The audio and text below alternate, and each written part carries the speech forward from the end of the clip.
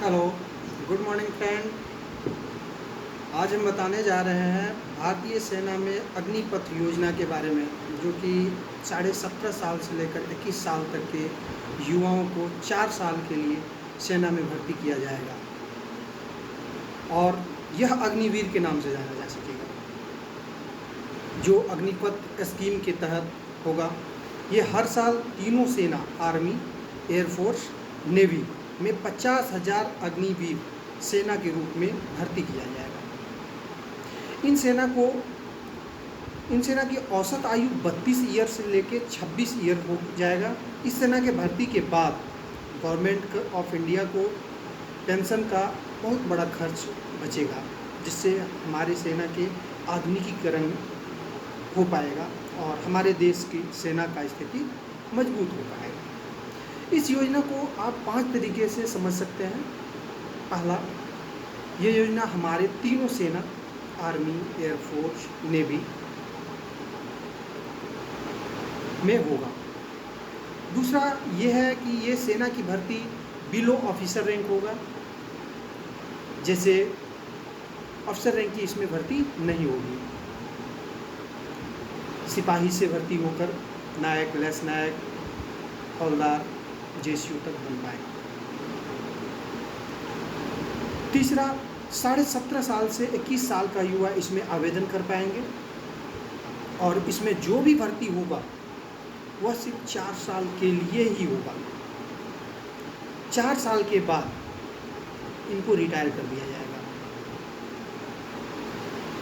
4 साल में 6 महीने की ट्रेनिंग और 3.5 साल इनकी ड्यूटी के रूप में होगी। 4 साल के बाद 25% सैनिक को इसमें आगे भारत माता की सेवा के लिए रखा जाएगा, जो हर कुछ में फिट होंगे और हर क्राइटेरिया में परिपूर्ण होंगे। उन वैसे सैनिक को 25% सैनिक को आगे भारत माँ की सेवा के लिए मौका दिया जाएगा।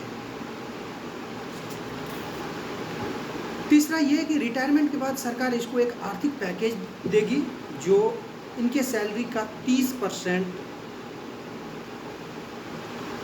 पेंशन के रूप में देगी या रिटायरमेंट फंड के रूप में ये 30% काट लेगी और वो जमा करती जाएगी। सरकार अपने तरफ से भी जितना पैसा काटती है उतना पैसा देगी।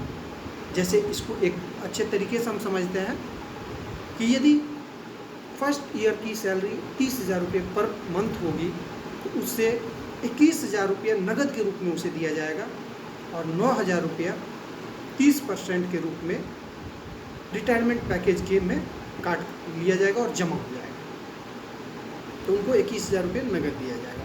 दूसरे साल यही पेमेंट इनकी 33,000 पर मंथ हो जाएगी, तीसरे साल 36,000 पर मंथ हो जाएगी और चौथे साल इनकी पेमेंट बढ़ के 40,000 रुपये पर मंथ हो जाएगी। 40,000 रुपये पर मंथ होने पर एक मैक्सिमम अमाउंट के रूप में 12,000 रुपये पर मंथ इनके रिटायरमेंट फंड, जो रिटायरमेंट पैकेज है, उसमें जमा हो जाएगा।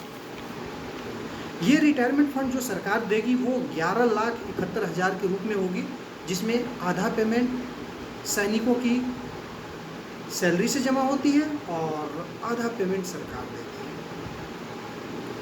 है। इन पैसे पे सरकार इंटरेस्ट भी देती है और ये रिटायरमेंट देने के बाद सरकार इसमें मंथली रिटायरमेंट की कोई प्रोसेस नहीं रखी है और इसमें पेंशन की कोई स्कीम नहीं है। पेंशन की कोई भी सुविधा नहीं दी जाएगी। जो 4 साल के सैनिक 4 साल के रूप में सैनिक होंगे वो। इस योजना के अंतर्गत सेना के तीनों संस्था में साल में 2 बार भर्ती किया जाएगा, जो कम से कम 50,000 वैकेंसी के रूप में होगी। इस साल की भर्ती में 40,000 वैकेंसी पूरी की जाएगी। रिटायरमेंट के बाद इन सैनिक को एक स्पेशल सर्टिफिकेट भी दिया जाएगा। उनको किसी भी जॉब में अप्लाई करने पर उनको स्पेशल कंसेशन मिलेगा उसके तहत, या इस सर्टिफिकेट को दिखाकर वो किसी भी बिजनेस को यदि करना चाहते हैं उसमें यदि उनको धनराशि की ज़रूरत हो तो बैंक से वो एक स्पेशल लोन के रूप में और आसान शर्त पर उनको बैंक लोन इशू करेगा। ये भर्ती चौथा, ये पांचवा नियम ये है कि ये भर्ती ऑल इंडिया मेरिट बेस पे होगी। पहले तो हम यह समझ लें कि पहले साल का जो सालाना पैकेज होगा वो 4,76,000 रुपये के रूप में होगा और चौथे साल तक का पैकेज जो है वह बढ़ के 6,92,000 रुपया हो जाएगा। इसमें सरकार रिस्क अलाउंस भी देती है, जो हेल्टी और विभिन्न प्रकार के अलाउंसेस हैं वो अलाउंस इसमें दिया जाएगा।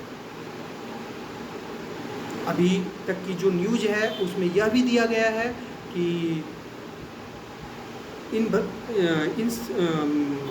अग्निपथ जो सैनिक है यदि ये रिटायर होके आएंगे तो इनको स्पेशल फोर्स जैसे कि स्टेट गवर्नमेंट की पुलिस है, इसमें एक अलग से स्पेशल इनको कंसेशन दिया जाएगा।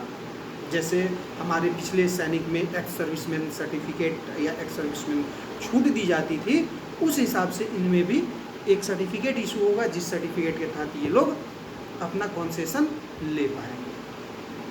तो थैंक यू।